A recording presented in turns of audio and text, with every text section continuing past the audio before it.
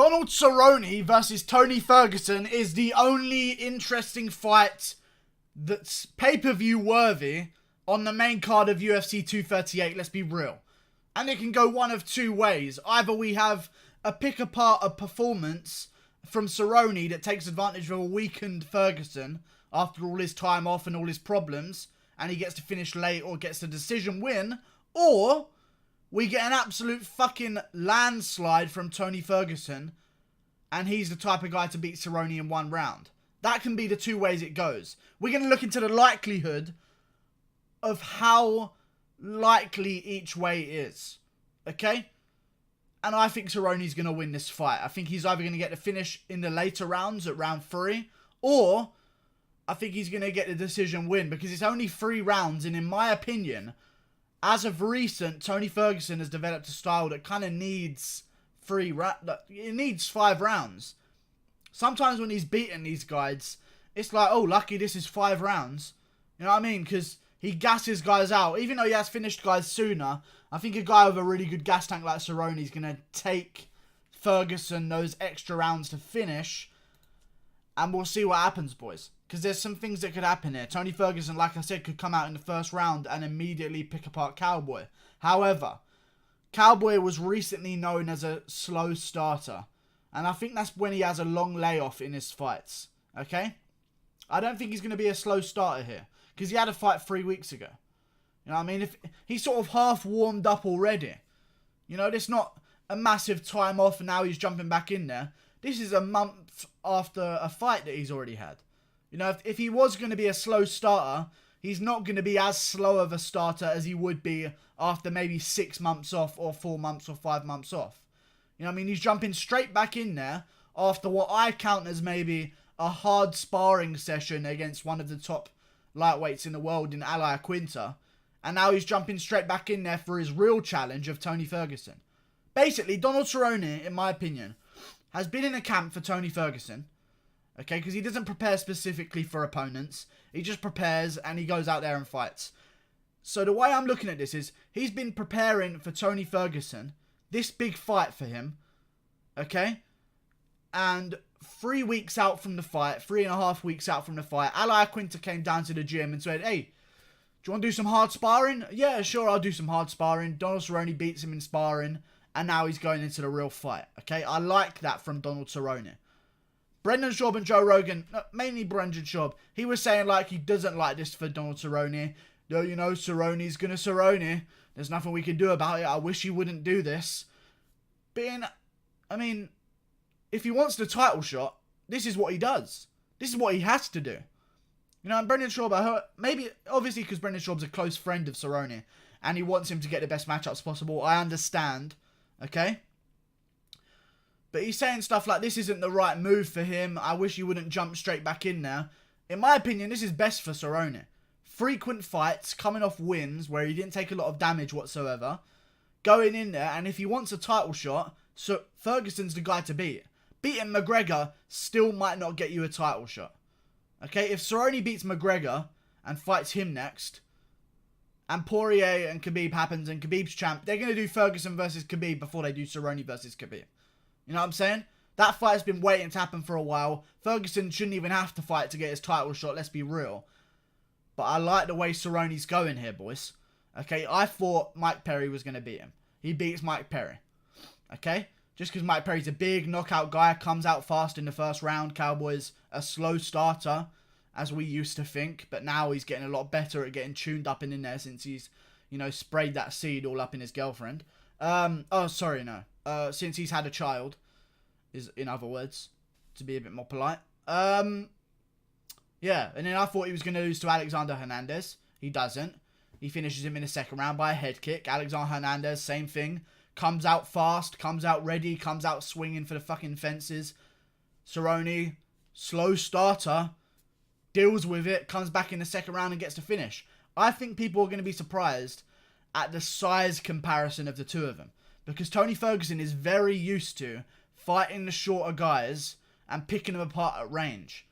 I wonder how he's going to do when a guy has similar range to him and similar stand-up credentials. And by credentials, I mean resume. You know what I mean? Cerrone's a great stand-up fighter. He's not going to have much trouble on the feet unless he's at welterweight. You know what I'm saying? A lot of people they try and rush forward and smother him when he used to shit the bed. But I think nowadays, when he's tuned on in the first round and ready to go, there's only a select few amount of guys that can beat him. Now, Tony Ferguson can easily come into this and absolutely dismantle Cerrone in the first round. I don't think that's going to happen. One thing I think is going to happen though. Ferguson likes to get on the inside, and instead of picking him apart from range, he likes to get in there and blast elbows and come in with lead elbows, step in elbows, things like that. I think Cerrone's going to blast a check knee every time Ferguson comes forward. Okay? Ferguson, for a wrestler, isn't the kind of guy to shoot for takedowns unless he's in trouble. Okay? And I think every time that Ferguson comes forward, you know, Cerrone's going to blast that check knee. He's going to throw the front kick. He's going to jab and move. Neither guy has great head movement. They both get tagged in the hurts quite frequently, and I think if there's a time to beat Ferguson, now is the time. While he's busy hearing voices, while he's busy Imanari rolling his fucking door, while he's busy fucking, I don't know, ankle picking a chair in the front room. I don't know what's going on with Tony Ferguson right now. He's clearly not all there. Okay? And he's been out for a very long time since UFC 229. 229. Yeah, 229. Jesus Christ. We're nearly 10 pay-per-views away from that. And before that, he was out for a long time as well with the injury. And then he comes back. I feel like Cerrone, with the activity and the loosey-goosey style that he seems to have at 155, is going to be able to match the range of Tony Ferguson, pick him apart. There's going to be some trouble in the first round, but I think Cerrone's going to rally and get it done in the second and the third, and then maybe put away Ferguson in the third with a head kick. He's for sure going to be blasting leg kicks at Ferguson, because as much as Ferguson's leg seems to have healed, in the back of his mind, that leg ain't right to him. And he's always going to worry about eating leg kicks. So I think that's something that Cerrone could do. And yeah, it's going to be a great fucking fight, boys. I can't wait. Ferguson could go out there and demolish Cerrone in a round. I don't think that's going to happen. I really don't. At 155, Cerrone seems to be taking shots better than ever. You know, he took big shots from Hernandez. He took some decent shots from Al Iaquinta. And Al Iaquinta's, they kind of sold him as a knockout artist. I don't rate Iaquinta's power that much, if I'm honest with you guys. Like, the UFC sold him as a knockout artist, but his last finish with his hands has been against Diego Sanchez, who's, I mean, I think he might have all the brain damage already. So I don't really rate that win. And he was cutting down to 155 at the time. So, but yeah. Yeah.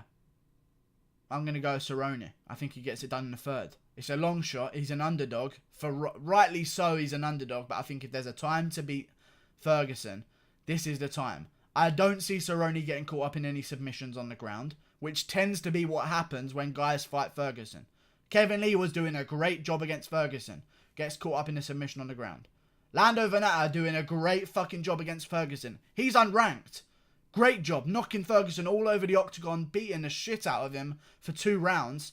Kind of. Falls into a submission when it goes to the ground and gets slippery. Edson Barboza doing a decent job against Ferguson. Ferguson was landing back. It was a competitive fight. It starts getting a bit messy. Edson Barboza finds himself in a weird submission. I think Cerrone has the better jiu-jitsu out of all of the people I've listed. And he trains with Lando Venata. So if he's going to get any tips on what Lando did so well on the feet against Ferguson,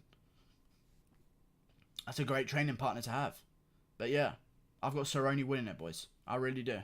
I think he gets the job done. I think he goes home nice and unscathed. And I think we see a Cerrone versus... I think Poirier is going to beat Khabib. I think we see a Cerrone versus Poirier title fight. I really do. I think Poirier beats Khabib. And I think we're going to see a Cerrone versus Poirier title fight. I think Poirier would beat Cerrone. I really do. Because of his boxing so slick and he's got huge power. I don't know why my brain works like this. I think Poirier is going to beat Khabib. I just don't see what Khabib... That's the weird thing. I don't see what Khabib's going to do to him. I think Poirier beats Khabib. And I think that then, that's even better for the division, because we can potentially get a Khabib versus McGregor rematch where the belt isn't involved. And that's fun stuff. And that's the only way a rematch can happen with Khabib and McGregor instantly. So yeah, I like it. Like and subscribe. Thanks for watching. Hate on me all you want, you fucking Khabib fan cunts. You're stupid anyway.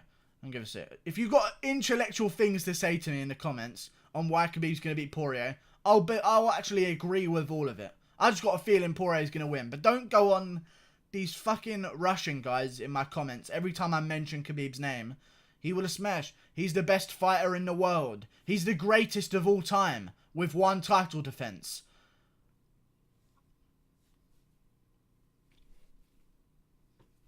Come at me. I don't even give a shit anymore. Stop reading comments after the Anthony Joshua loss. See you later, boys.